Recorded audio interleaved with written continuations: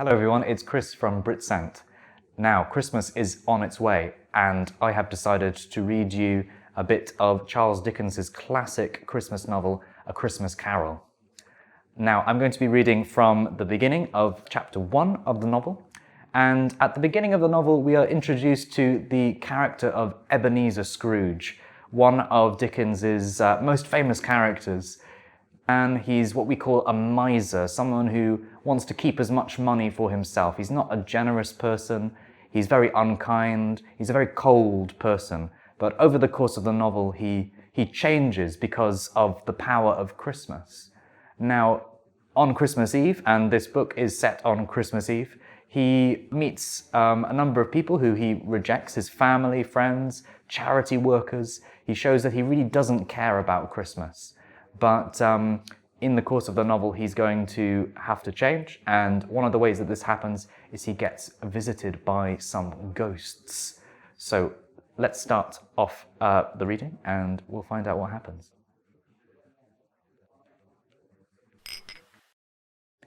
A Christmas Carol by Charles Dickens. Chapter 1. Marley's Ghost. Marley was dead. To begin with. There is no doubt whatever about that. The register of his burial was signed by the clergyman, the clerk, the undertaker, and the chief mourner. Scrooge signed it, and Scrooge's name was good upon change for anything he chose to put his hand to.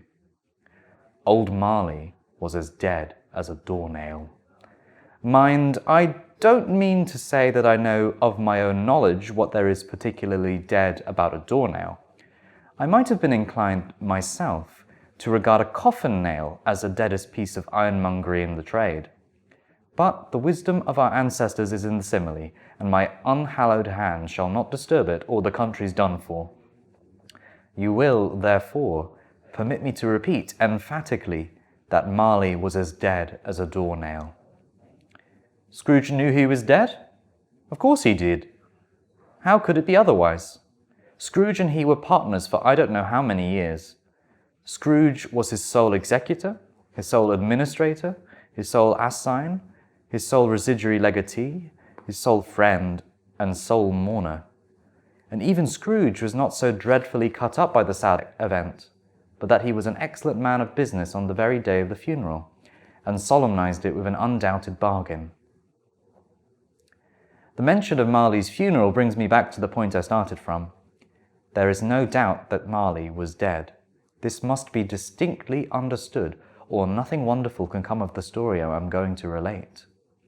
If we were not perfectly convinced that Hamlet's father died before the play began, there would be nothing more remarkable in his taking a stroll at night, in an easterly wind, upon his own ramparts, than there would be in a breezy spot, say, St. Paul's Churchyard, for instance, literally to astonish his son's weak mind.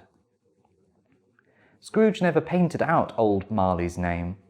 There it stood, years afterwards, above the warehouse door, Scrooge and Marley.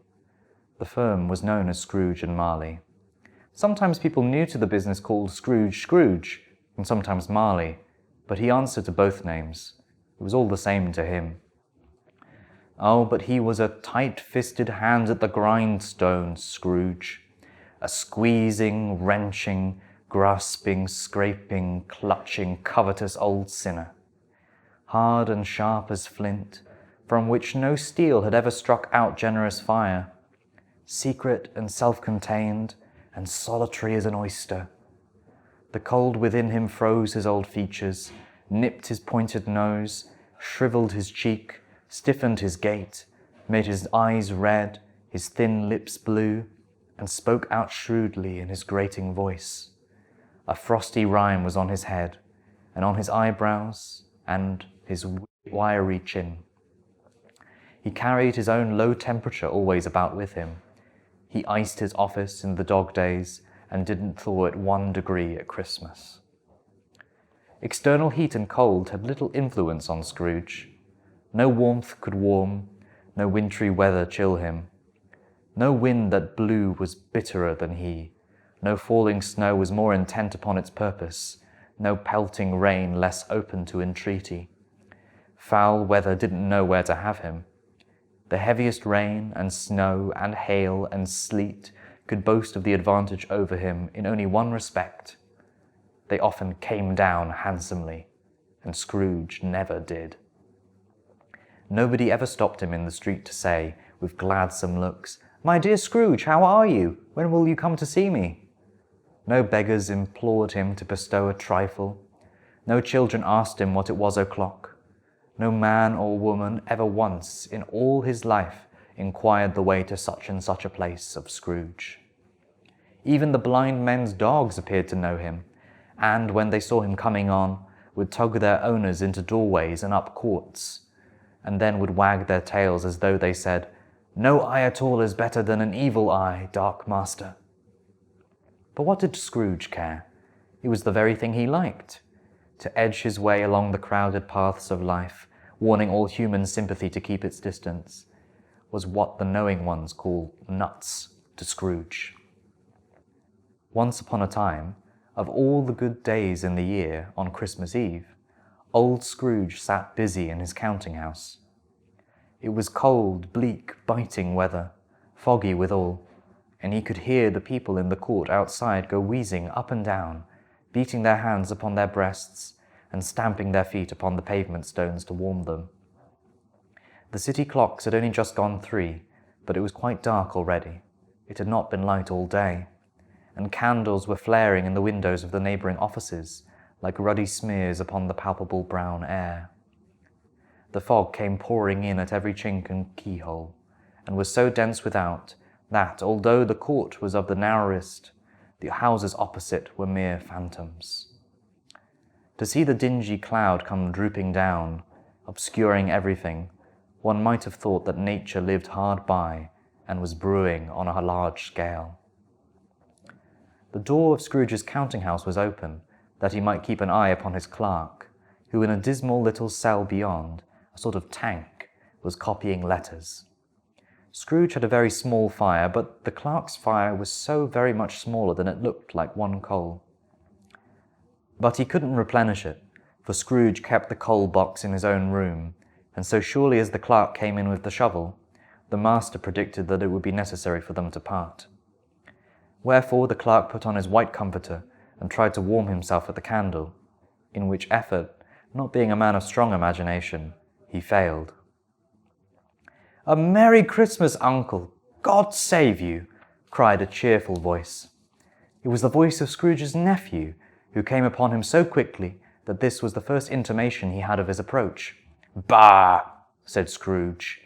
"Humbug!" He had so heated himself with rapid walking in the fog and frost, this nephew of Scrooge's, that he was all in a glow. His face was ruddy and handsome, his eyes sparkled, and his breath smoked again. "Christmas? A humbug, Uncle?" said Scrooge's nephew. "You don't mean that, I am sure." "I do," said Scrooge. "Merry Christmas! What right have you to be merry? What reason have you to be merry? You're poor enough." "Come, then," returned the nephew gaily. "What right have you to be dismal? What reason have you to be morose? You're rich enough." Scrooge, having no better answer ready on the spur of the moment, said "Bah!" again, and followed it up with "Humbug." "Don't be cross, Uncle," said the nephew. "What else can I be," returned the uncle, "when I live in such a world of fools as this? Merry Christmas! Out upon Merry Christmas! What's Christmas time to you but a time for paying bills without money, a time for finding yourself a year older and not an hour richer, a time for balancing your books and having every item in them through a round dozen of months presented dead against you? If I could work my will," said Scrooge indignantly, "every idiot who goes about with Merry Christmas on his lips should be boiled with his own pudding and buried with a stake of holly through his heart. He should." "Uncle!" pleaded the nephew. "Nephew!" returned the uncle sternly. "Keep Christmas in your own way, and let me keep it in mine." "Keep it!" repeated Scrooge's nephew. "But you don't keep it." "Let me leave it alone then," said Scrooge. "Much good may it do you. Much good has it ever done you." There are many things from which I might have derived good, by which I have not profited, I dare say, returned the nephew. Christmas among the rest. But I am sure I have always thought of Christmas time, when it has come around, apart from the veneration due to its sacred name and origin, if anything belonging to it can be apart from that, as a good time, a kind, forgiving, charitable, pleasant time, the only time I know of in the long calendar of the year, when men and women seem by one consent to open their shut-up hearts freely, and to think of people below them as if they really were fellow passengers to the grave, and not another race of creatures bound on another journeys. And therefore, uncle, though it has never put a scrap of gold or silver in my pocket, I believe that it has done me good, and will do me good, and I say, God bless it. The clerk in the tank involuntarily applauded. Becoming immediately sensible of the impropriety, he poked the fire and extinguished the last frail spark for ever. "Let me hear another sound from you," said Scrooge, "and you'll keep your Christmas by losing your situation." "You're quite a powerful speaker, sir," he added, turning to his nephew. "I wonder you don't go into Parliament." "Don't be angry, uncle. Come, dine with us tomorrow." Scrooge said that he would see him. Yes, indeed, he did. He went the whole length of the expression, and said that he would see him in that extremity first. "But why?" cried Scrooge's nephew. "Why?" "Why did you get married?" said Scrooge. "Because I fell in love." "Because you fell in love," growled Scrooge, as if that were the only one thing in the world more ridiculous than a Merry Christmas. "Good afternoon." "Nay, uncle, but you never came to see me before that happened. Why give it as a reason for not coming now?" "Good afternoon," said Scrooge. "I want nothing from you. I ask nothing of you. Why cannot we be friends?" "Good afternoon," said Scrooge. "I am sorry with all my heart to find you so resolute. We have never had any quarrel to which I have been a party, but I have made the trial in homage to Christmas, and I'll keep my Christmas humour to the last. So a Merry Christmas, uncle." "Good afternoon," said Scrooge. "And a Happy New Year." "Good afternoon," said Scrooge. His nephew left the room without an angry word notwithstanding. He stopped at the outer door to bestow the greetings of the season on the clerk, who, cold as he was warmer than Scrooge, for he returned them cordially. "There's another fellow," muttered Scrooge, who overheard him. "My clerk, with 15 shillings a week, and a wife and a family, talking about a Merry Christmas. I'll retire to Bedlam." This lunatic, in letting Scrooge's nephew out, had let 2 other people in. They were portly gentlemen, pleasant to behold, and now stood with their hats off in Scrooge's office. They had books and papers in their hands, and bowed to him. "Scrooge and Marley's, I believe," said one of the gentlemen, referring to his list. "Have I the pleasure of addressing Mr. Scrooge or Mr. Marley?" "Mr. Marley has been dead these 7 years," Scrooge replied. "He died 7 years ago, this very night." "We have no doubt his liberality is well represented by his surviving partner," said the gentleman, presenting his credentials. It certainly was, for they had been 2 kindred spirits. At the ominous word liberality, Scrooge frowned and shook his head and handed the credentials back. "At this festive season of the year, Mr. Scrooge," said the gentleman, taking up a pen, "it is more than usually desirable that we should make some slight provision for the poor and destitute who suffer greatly at the present time. Many thousands are in want of common necessaries. Hundreds of thousands are in want of common comforts, sir." "Are there no prisons?" asked Scrooge. "Plenty of prisons," said the gentleman, laying down the pen again. "And the union workhouses?" demanded Scrooge. "Are they still in operation?" "They are, still," returned the gentleman. "I wish I could say they were not." "The treadmill and the poor law are in full vigour, then?" said Scrooge. "Both are very busy, sir." "Oh, I was afraid, from what you said at first, that something had occurred to stop them in their useful course," said Scrooge. "I am very glad to hear it." "Under the impression that they scarcely furnish Christian cheer of mind or body to the multitude," returned the gentleman, "a few of us are endeavouring to raise a fund to buy the poor some meat and drink and means of warmth. We choose this time because it is a time, of all others, when want is keenly felt and abundance rejoices. What shall I put you down for?" "Nothing," Scrooge replied. "You wish to be anonymous?" "I wish to be left alone," said Scrooge. "Since you ask me what I wish, gentlemen, that is my answer. I don't make merry myself at Christmas, and I can't afford to make idle people merry. I help to support the establishments I have mentioned. They cost enough, and those who are badly off must go there. Many can't go there, and many would rather die." "If they would rather die," said Scrooge, "they had better do it, and decrease the surplus population. Besides, excuse me, I don't know that." "But you might know it," observed the gentleman. "It's not my business," Scrooge returned. "It's enough for a man to understand his own business and not to interfere with other people's. Mine occupies me constantly. Good afternoon, gentlemen." Seeing clearly that it would be useless to pursue their point, the gentleman withdrew. Scrooge resumed his labours with an improved opinion of himself, and in a more facetious temper than was usual for him. Meanwhile, the fog and darkness thickened so that people ran about with flaring links, proffering their services to go before horses in carriages and conduct them on their way. The ancient tower of a church, whose gruff old bell was always peeping slyly down at Scrooge out of a Gothic window in the wall, became invisible, and struck the hours and quarters in the clouds with tremulous vibrations afterwards, as if its teeth were chattering in its frozen head up there. The cold became intense. In the main street, at the corner of the court, some labourers were repairing gas pipes, and had lighted a great fire in a brazier, round which a party of ragged men and boys were gathered, warming their hands and winking their eyes before the blaze in rapture. The water plug, being left in solitude, its overflowing suddenly congealed, and turned to misanthropic ice.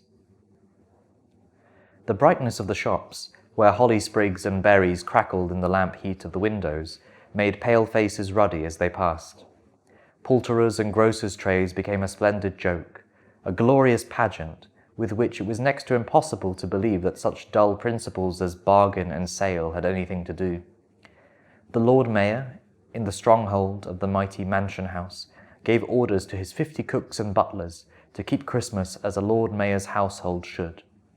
And even the little tailor, whom he had fined 5 shillings on the previous Monday for being drunk and bloodthirsty in the streets, stirred up tomorrow's pudding in his garret, while his lean wife and the baby sallied out to buy the beef. Foggier yet, and colder, piercing, searching, biting cold. If the good St. Dunstan had but nipped the evil spirit's nose with a touch of such weather as that, instead of using his familiar weapons, then indeed he would have roared to lusty purpose. The owner of one's scant young nose, gnawed and mumbled by the hungry cold as bones are gnawed by dogs, stooped down at Scrooge's keyhole to regale him with a Christmas carol, but at the first sound of "God bless ye, merry gentlemen, may nothing you dismay," Scrooge seized the ruler with such energy of action that the singer fled in terror, leaving the keyhole to the fog in even more congenial frost. At length the hour of shutting up the counting-house arrived. With an ill will, Scrooge dismounted from his stool and tacitly admitted the fact to the expectant clerk in the tank, who instantly snuffed his candle out and put on his hat. "You'll want all day tomorrow, I suppose," said Scrooge. "If quite convenient, sir." "It's not convenient," said Scrooge, "and it's not fair. If I was to stop half a crown for it, you'll think yourself ill-used, I'll be bound." The clerk smiled faintly. "And yet," said Scrooge, "you don't think me ill-used when I pay a day's wages for no work." The clerk observed that it was only once a year. "A poor excuse for picking a man's pocket every 25th of December," said Scrooge, buttoning his greatcoat to the chin. "But I suppose you must have the whole day. Be here all the earlier next morning." The clerk promised that he would, and Scrooge walked out with a growl. The office was closed in a twinkling, and the clerk, with the long ends of his white comforter dangling below his waist, for he boasted no greatcoat, went down a slide on Cornhill, at the end of a lane of boys, 20 times, in honour of it being Christmas Eve, and then ran home to Camden Town as hard as he could pelt to play at blind man's buff. Scrooge took his melancholy dinner in his usual melancholy tavern, and having read all the newspapers and beguiled the rest of the evening with his banker's book, went home to bed. He lived in chambers which had once belonged to his deceased partner. They were a gloomy suite of rooms in a lowering pile of building up a yard, where it had so little business to be, that one could scarcely help fancying it must have run there when it was a young house, playing at hide-and-seek with the other houses, and have forgotten the way out again. It was old enough now, and dreary enough, for nobody lived in it but Scrooge, the other rooms being all let out as offices. The yard was so dark that even Scrooge, who knew its every stone, was fain to grope with his hands. The fog and frost so hung about the black old gateway of the house that it seemed as if the genius of the weather sat in mournful meditation on the threshold. Now, it is a fact that there was nothing at all particular about the knocker on the door, except that it was very large. It is also a fact that Scrooge had seen it night and morning during his whole residence in that place. Also, that Scrooge had as little of what is called fancy about him as any man in the city of London, even including, which is a bold word, the corporation, alderman, and livery.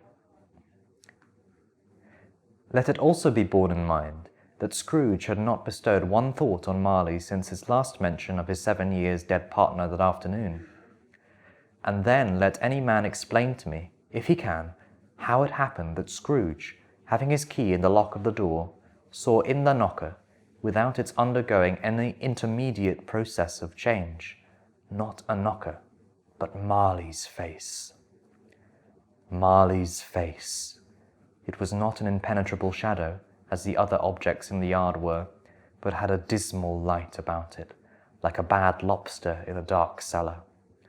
It was not angry or ferocious, but looked at Scrooge as Marley used to look, with ghostly spectacles turned up on his ghostly forehead.